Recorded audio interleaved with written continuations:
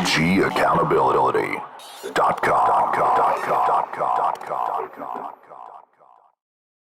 Hey, everybody. Thank you all for tuning in. This is David with OG Accountability.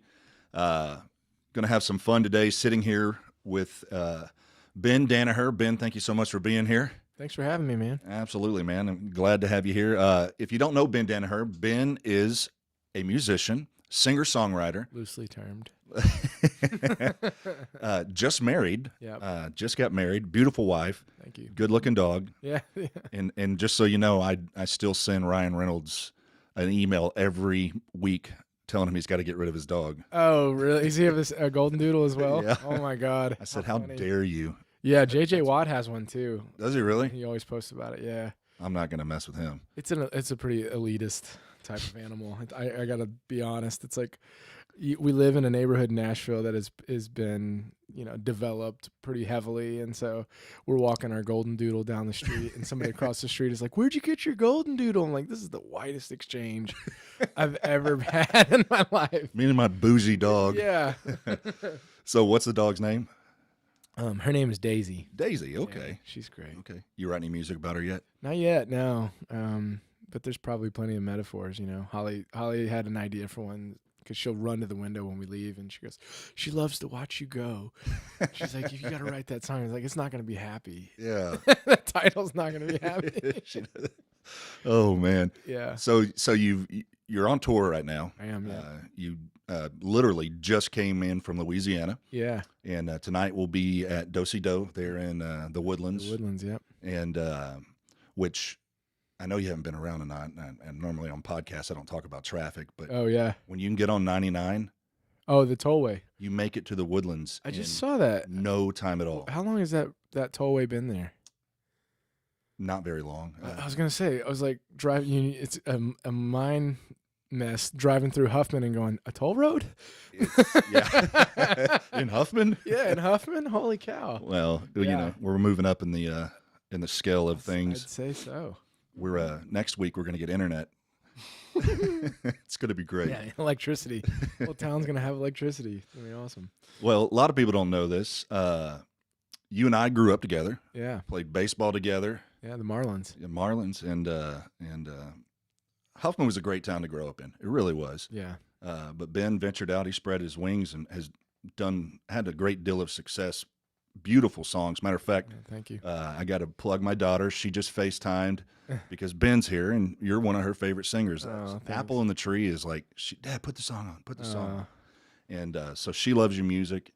Just about anybody gets involved. I know you always say you're king of the sad songs, but, I don't think they're sad. I enjoy them, man. I don't know if I'm the king. 'Cause there's definitely sadder and more well-constructed artists. But, yeah, a lot of the time it ends up being just in that vein. How you know you're king of the sad songs is the HSPCA will get a hold of you instead of Sarah McLachlan. Yeah. They'll ask to play your music.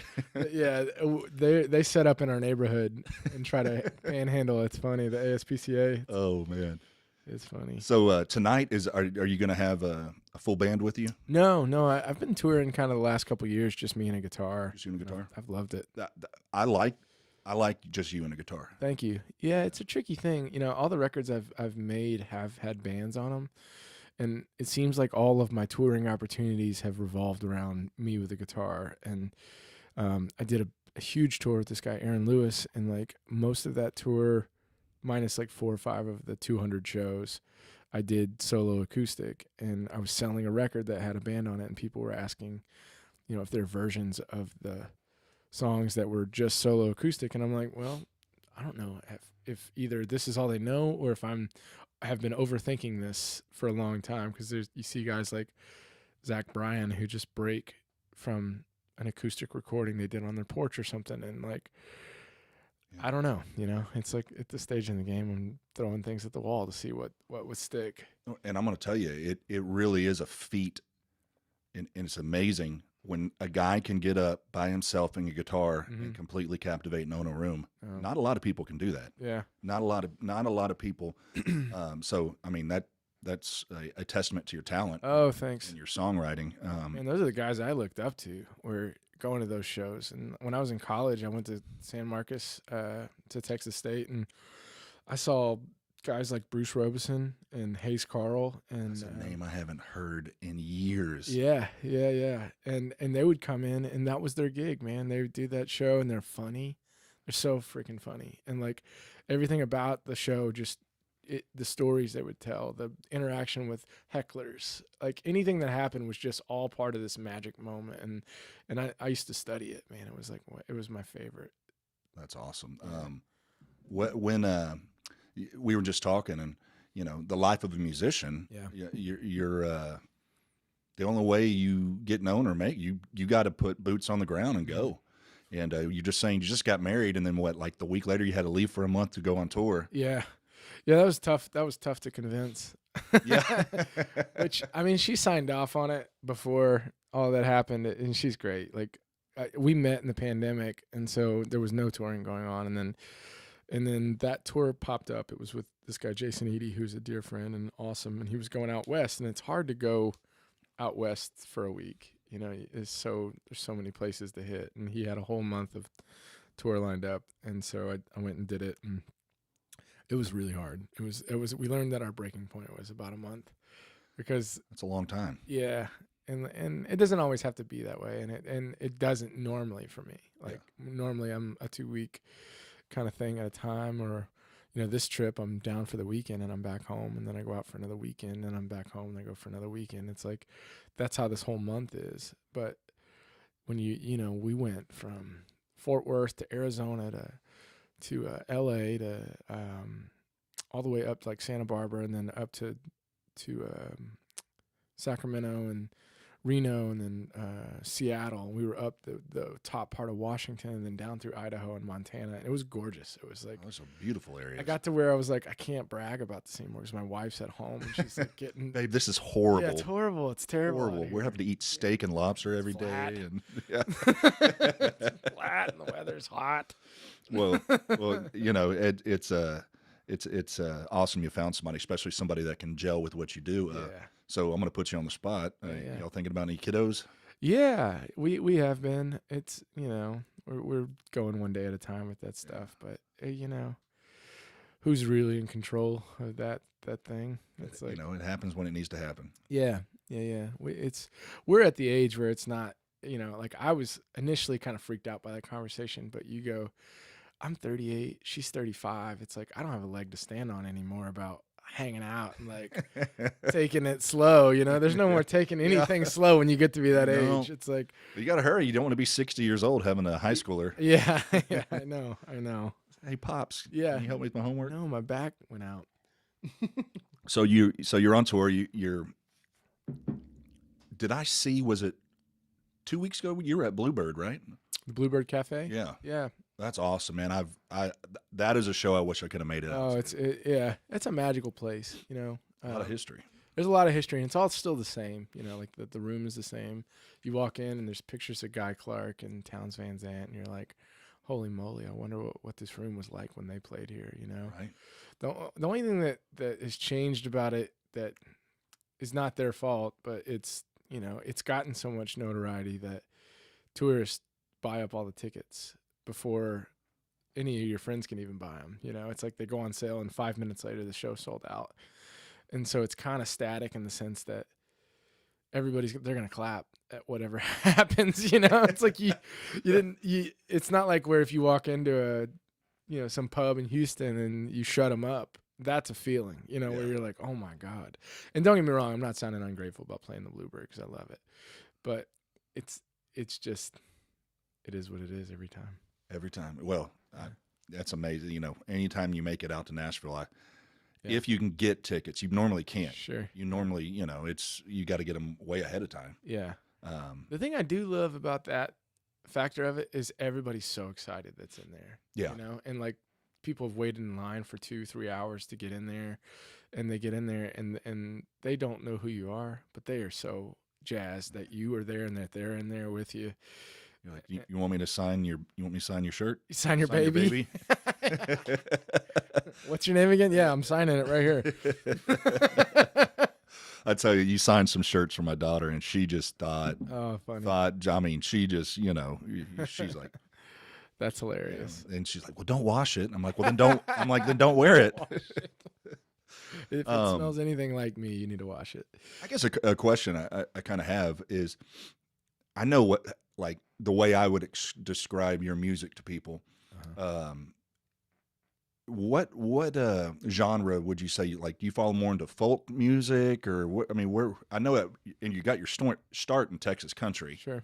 What would you kind What would of? I call it? You know, I always would tell people it falls between Ray Charles and Merle Haggard, and like, That's a great description. and that's because that's who I started listening to. You know, those are the icons of the top of what I listen to, and then from there, it kind of boils into the troubadour guys like Townes Van Zandt and Guy Clark and Rodney Crowell, and like, and there, you know, sometimes there's folk, sometimes there's blues, sometimes there's bluegrass, sometimes there's more commercial sounding country. I would call it roots music, but it's hard to put a genre because even the term Americana is so loose. You know, Yeah. like I go to Americana Fest every now and then when they let me in, and it's like there's a punk band, there's a bluegrass band, there's a blues band, and like it's just kind of the spot they throw everybody that they couldn't have commercial success with, because there's the mainstream country, and then there's Texas country, and then there's Americana. Yeah. And it's so loose, you know. So many different. Yeah. It's funny that you say that bluegrass feel a little bit, because when you said that song, "I'll Take Care of the Business." Oh yeah. Yeah. That's kind of got that a little bit of bluegrass feel to it. Yeah, a little bit. Yeah. I didn't ever really think about that. Here I am telling you what your music is. No. You're like, I wrote it. Yeah, You I know. After you, I think I watched a Rick Rubin podcast, and he said it best. And when you finish your recording and you print the song, you're done with it. You're done. It's everybody else's. Yeah, you know, that is true. That's something that you gotta like let go of, because like in a day of marketing where you're marketing your own music, it's like you want to control every little part of it, and you can control how it looks and how, you know, how it sounds in the recording, but you can't control how people perceive it and how many people like it, you know, or do anything with it, or how they share it. And that's a hard lesson, because you want it so bad. You know, you want people to like it, and like, but there's really nothing you can do. Yeah. Yeah. Well, other than hit the road and play them. Yeah. Just hey, here I am. If you are speaking to there's going to be some 15 or 16-year-old kid out there that has ambitions. Mm-hmm.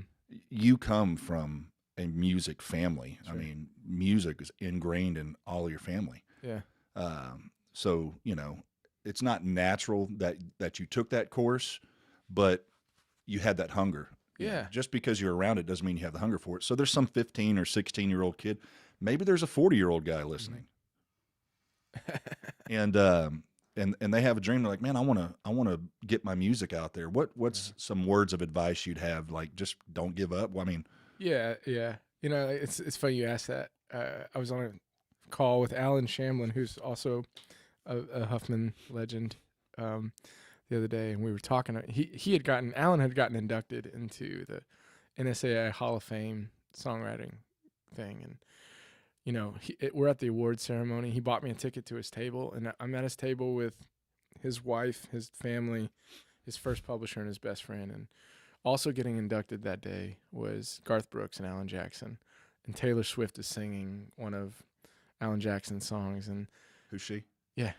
And then Winona comes up to sing Alan's big hit, you know, I Can't Make You Love Me. And he was showing me like that was his dream, and he caught it, you know, and like he wanted me to be there to see it. And then fast forward years later, we're in Texas, or I'm in Texas, and I'm watching this Texas Heritage Songwriting thing. And Alan had gotten inducted the year before, and they were inducting Delbert McClinton.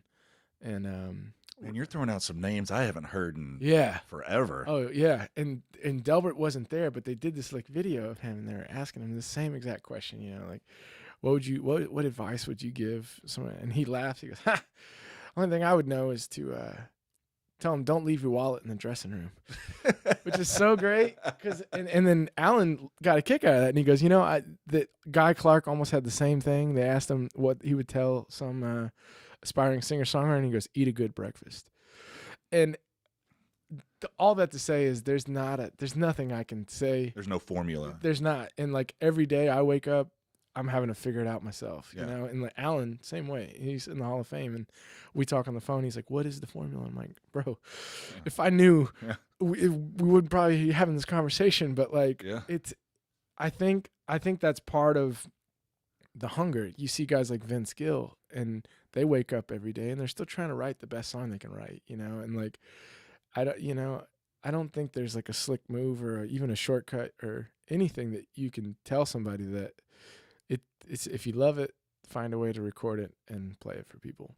And I don't know, like I've gotten in my own way too many times in this business to where, you know, I overthought something and didn't do, you know, what I wanted to do. One of your, and I really applaud you for this, and you've been an advocate for this, but a big life-changing event for you was you got sober. Mm-hmm. You quit drinking. And Yeah. we've had several people on the show, and that was a big turning point in their Yeah. life. And this can sound bad, but Yeah. it's not. Your whole demeanor changed. Huh. Your whole look changed. Yeah. Just a year after you quit drinking, you almost look like a different person. Well, there's a big weight factor Yeah. involved in that. I'm working on getting that back. But I think, you know, like I'll tell you my experience with it. When I stopped, it wasn't like I didn't have like a, you know, every addict says something like this. I don't have a problem. It's like I didn't feel like it was a situation where I was dependent on it. You know, yeah, I did like it. I loved drinking.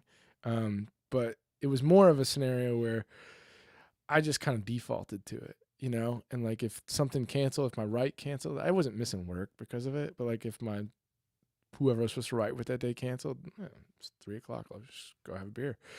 And then, so when I stopped, it was more of like an experiment. Like, let me just see if I can go a month or so and not drink. And then a month later, I felt really good. And then 6 months went by. I was like, let me see if I can make it the whole year. A year later, I had $10,000 extra in my bank account. Not because that I was just kind of tucking money away. And it wasn't that I was spending that money on alcohol. It was that I got a new mindset, and I was like, oh, I'm hustling now. If I can get to this number, I can make a record. And then got that. And then it was like, you learn the power of 20 minutes. It's like, it's 3 p.m. It's the awkward time of the day where you finished all your work or something. And then maybe you're going to go do something at 5 or 6. It's like, I got 20 minutes. Let me just go knock out a demo. And you don't do that. You're in a haze when you're drinking that much. It's like, it's not because you're drunk. It's just like you don't, there's not an edge. You're not cognizant all the time. Yeah. You're kind of an autopilot. Yeah, you're just not thinking like in offense mode. You're kind of in defense mode, I think. This is the difference. I don't know. There's other things that have taken that spot, and that's the trick for me. Is like I don't even think about drinking anymore, but it could be a video game, and like 48 hours later, I'm pulling the shade like with a beard, you know, like I just played Call of Duty for 48 hours straight or something. And you're like, it's an escape that I do, you know. It could be food, it could be running, you know. Obviously not running anymore, but like it was when I quit drinking. That's what it was, man. It was exercise, and like I got into it, and I got inspired by losing weight, and so I lost 50 pounds, and I was like, it was exciting because you're more attractive, and like people are talking about it, and everything's going on. And then you have to go and grow the best mustache. Matter of fact, I'm going to send Tom Selleck a picture and say, "Eat your heart out, buddy." For those of you kids who don't know who Tom Selleck is, they're making a spinoff of Magnum PI. Are they really? Yeah. What is wrong with this country? I know it. Going to hell in a handbasket. So once you're out on tour, you said you were out west for a while, and you come down here, you're running through, doing some shows here, heading back. When it comes to Nashville, we understand Nashville is like the music mecca, and of course, then you have Austin. But when you got your start, you weren't in those meccas. You just stuck to it and gritted out and worked and worked hard. Yeah. Man, I don't know if even the Mecca is helping in a lot of ways. Like it's a great resource, you know, like being in a town like Nashville, and as I would imagine, LA and New York, they're all, and Austin's starting to really have a great music business side of things. The reason I left Austin was because I saw people that had publishing deals that was inspiring to me, that somebody could get paid a yearly salary to write songs, and that was their job. Chris Stapleton For years, yeah. And so funny you mentioned him. When I got to Nashville, I started waiting tables at a bar that he was playing at, and they were about to cut a server that night. He was playing, like, tickets are low. I was like, who's playing? They're like, Chris Stapleton. And I was like, I had never heard of him. And the people that showed up were all in the know music people. They were people that I had seen at different events or like had met with some people. And when they walked in, they're like, oh, you've never seen Chris? It was like the town knew who he was, but fans didn't yet. You know, he just hadn't like broken that barrier. Yeah. But the 60 people that were there were like, God, I would have loved to have been there. yeah. He played this song "Whiskey and You," and I remember I just stopping. That's the difference. Yeah, between whiskey stopping in my and tracks one at that for show. devil. And then luckily he figured it out, because you know, like. But all that to say is that those towns, it's like you can do it from anywhere. It's very helpful a lot of times to be around people that are pushing like that, because like nothing against Texas. Like I loved everybody I met and played shows with in Texas, but there's just such a volume of it going on in Nashville, where from 11 o'clock in the morning until 5 p.m. every day on 2 streets in Nashville, there's maybe 1,000 songs coming out every day. Wow. And or more, because people are doing double rights and they're just trying so hard to be in the game. And just being around that, like, is a kick in the butt, man. Like I was like, oh, I'm a good songwriter, and you kind of know the lay of the land. And then I remember I was working at that club, and there was a girl who managed the place that was going to put on a benefit, and she was trying to find people to play it. And I was like, me, you know, like she would not consider me. And I was so butthurt, because I was like, why not me? I knew everybody in Texas, and I was like, what? I don't, you know, fine, I'm not going to play your benefit. But like everybody she had was better than me on her benefit. It was like, holy cow, that's why. Have you ever had any experience or looked into the Dripping Springs singer-songwriter event they have every October? I don't. I would love to know more about it. It is amazing. Yeah. I've gone three years. Yeah.